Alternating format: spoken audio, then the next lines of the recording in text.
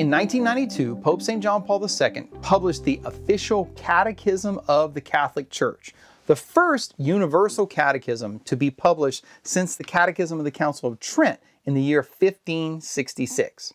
Now, like the Catechism of the Council of Trent, the new catechism was published by a pope in the wake of an ecumenical council. But unlike the Catechism of the Council of Trent, the new Catechism of the Catholic Church includes all of the developments of doctrine that have taken place in matters of faith and morals in the last 400 years of the Church. So in this series, what I'm going to do is introduce the official Catechism of the Catholic Church to you and help you to understand why, after the Bible, this book is the most important book for Catholics to know, to read, and to love.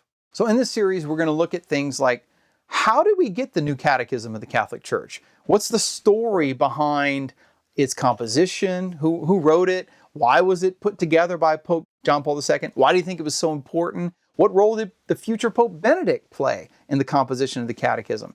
And how did it come to be?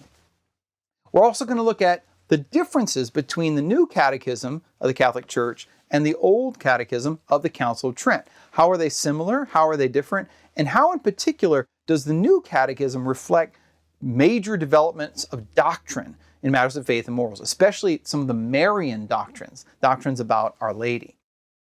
Another thing we're going to do is look at the four major parts of the Catechism of the Catholic Church.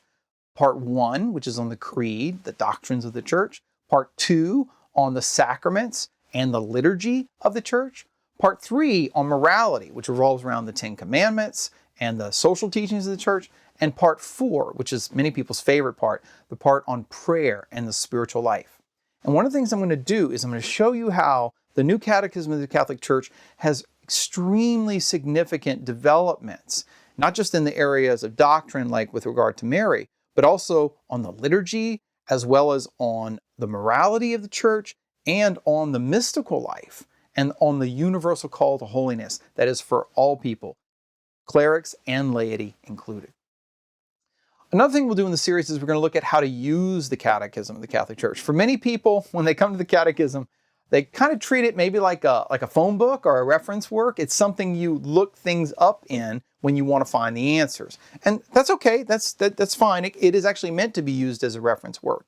But what I also want to teach you how to do is how important and significant, how beneficial it is to read through it in order from cover to cover. How the Catechism is not only an essay, a theological essay that can be read in order to give us the synthesis of all of the mysteries of faith, but also can be an object of prayer and meditation that can really deepen your spiritual life. Finally, one key topic we're going to address in this series is some controversy over the change in the Catechism regarding the teaching on the death penalty. I've had lots of people ask me questions about this. Many people might be familiar with the fact that in 2018, Pope Francis changed the paragraph dealing with the death penalty in the Catechism of the Catholic Church. So for example, this blue version of the Catechism I have here says, includes revision of paragraph number 2267 promulgated by Pope Francis. That's the paragraph on the death penalty.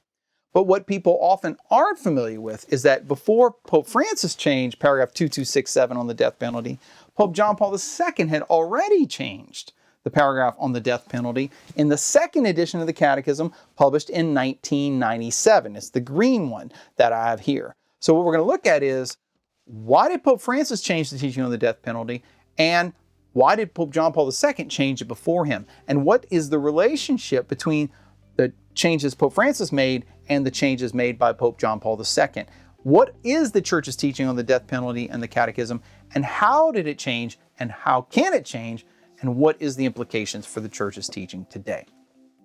Like I said, after the Bible itself, the Catechism of the Catholic Church is the most important book for a Catholic to know and read and love if they want to understand what the Church refers to as the essential teachings on matters of faith and morals.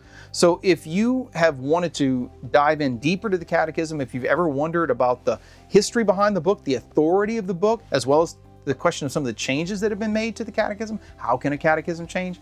Then come with me on this journey and check out our new series, The Catechism Explained.